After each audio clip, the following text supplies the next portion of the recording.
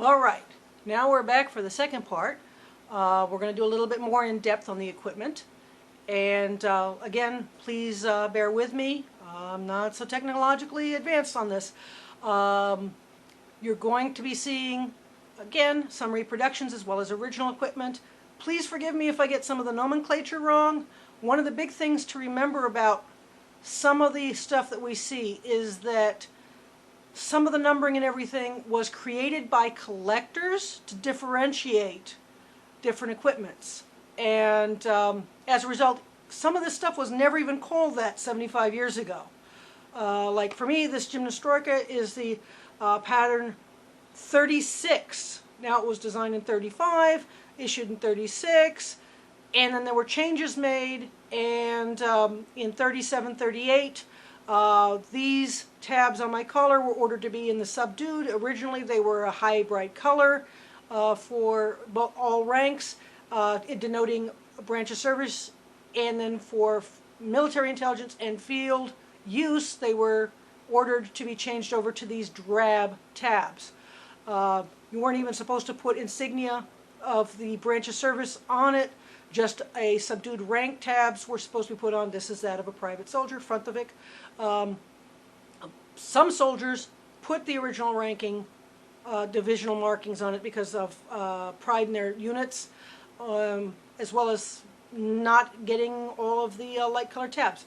Again, we're going to be seeing me wearing this in all the videos, or my model 42, 43 tunic, because that's my unit that I serve with, is in the Red Army.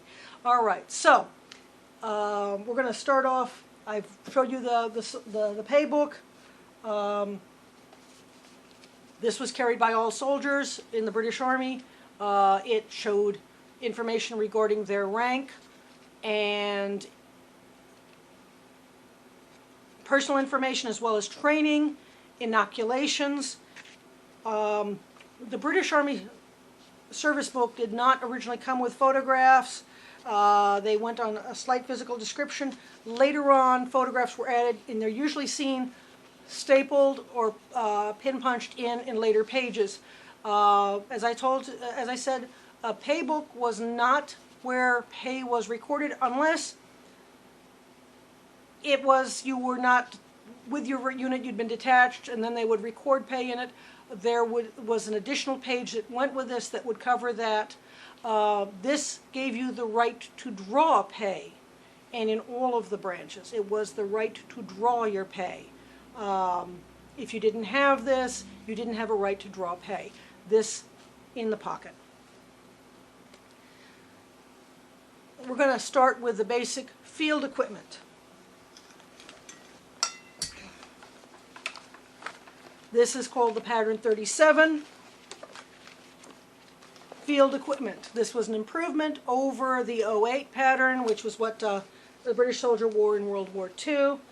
On this, these suspenders to help support the weight off of the belt. And you'll notice that there's two colors going on here. This is the original color, and this is the blancoed color. And there's a reason why it's not colored on the inside. The original Blanco was a dry disc, and it's called Blanco because that's the manufacturing company that provided the vast majority of the color. And it was a protectorant as well as a coloring to reduce and camouflage.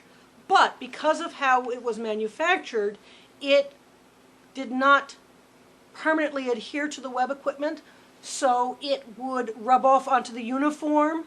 There are instances where guards units who had their ceremonials, where they wore their ceremonial equipment, or the MPs, the military police, they were required to blanco their equipment white. Sergeants liked to hit it with their sticks. It's called a swagger stick if it's an officer. It's actually a marching stick for the NCOs that was graduated and could be opened up like a caliper to get the correct pace distance that a soldier was supposed to do with his marching step. So he would know quick step, slow march, and how much distance he was supposed to take. Well, they like to hit that, and that would smear the white and you'd get a tick off because you hadn't properly whited your equipment. So this is in a late war coloring. Early war was pea green is what we call the color. It was a very bright green. Later in the war they experimented with darker colors and there were a variety of dark colors. This has been blancoed in the dark color. Again, you're not going to see the inside blancoed so you don't have it coming off on your uniform. This is the standard generic ammunition pouches. The original intent on the 37 equipment was to have a variety of ammunition pouches in sizes depending on the weapon, but they found that these size pouches could carry it all, so pretty much. So why bother with multiple ammunition pouches when you could get away with one size fits all, which is what they did. These were sized to carry and can carry the Sten gun. They can carry the Bren gun ammunition. The Bren gun was the squad support weapon, and the entire idea was as a member of the squad, one pouch would have your individual ammunition in a bandolier, and the other would have anywhere from 2 to 4, depending on how good you were at jamming them in there, Bren gun magazines, and you were the squad support for the squad support weapon. This has got a number 4 spike bayonet. This was designed to fit on the number 4 Lee Enfield, and the standard bolt-action rifle carried by the British infantrymen in World War II. He did carry the number 3, the Mark III as well, Lee Enfield, the SMLE from World War I appearance. You have your water bottle, and it's in a nice wool cover to keep it cool and insulated. The cork is held on with a nut and bolt. That means that you can change out the cork and get a fresh new cork as this disintegrated and stopped being useful. On the back here in the layout is the 08 pattern entrenching tool. This is the handle for it. Now this is a later war one. This item here was not seen in early war ones, and this is designed to impersonate the barrel of a number 4 Lee Enfield. You'd put the bayonet on here, and then this would be utilized to check the ground for landmines. Yeah, fun job that. In this pouch, like I said, is the 08 pattern entrenching tool. And there are a lot of photographs of the men carrying full-on shovels strapped to their backs, because the efficiency of this tool to dig a hole, to hide your body in, to prevent you from being shot, can be a little on the hard side. Though it was really designed in such a way that lying on the ground on your stomach, you could dig your hole and force yourself in as you're under fire. It has a pigmatic side to deal with the tougher dirt and soil and rocks, and your shovel side to not only scoop out, but dig across.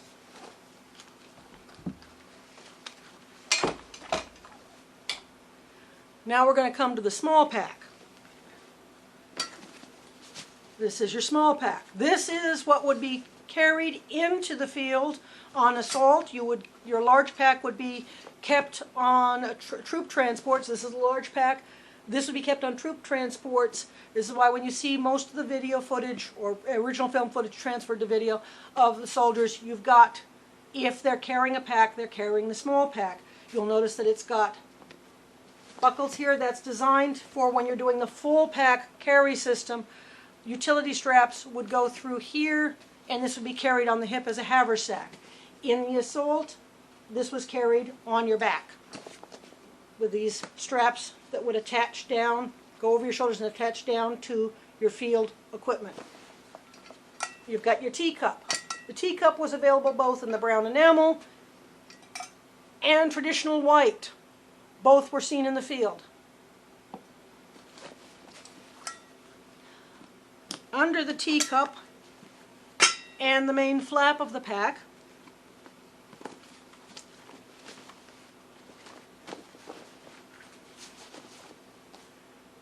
Your rain cape / ground cloth / shelter side / whatever you were creative with when dealing with the stringing that would come. These were a rubberized cloth put down on the ground to protect you while sleeping. They could also, with a string, be worn around the neck as a rain cape to protect yourself from the rain. There was another model that was more shaped and had a collar on it. This is a straight out, just flat cloth. Both were used. This was more practical in my regard, in my thought, than the rain cape, because you can do a little bit more with this because it's not so shaped. According to issue items and carry items for the field pack, one towel. That's so you could do your ablutions in the field. The ablutions in the field are a little more basic than a full-on shower or bath.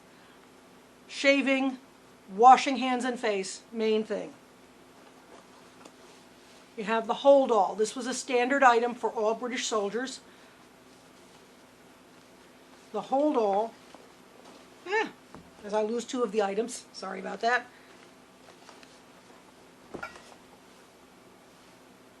Would carry your basic toiletry gear.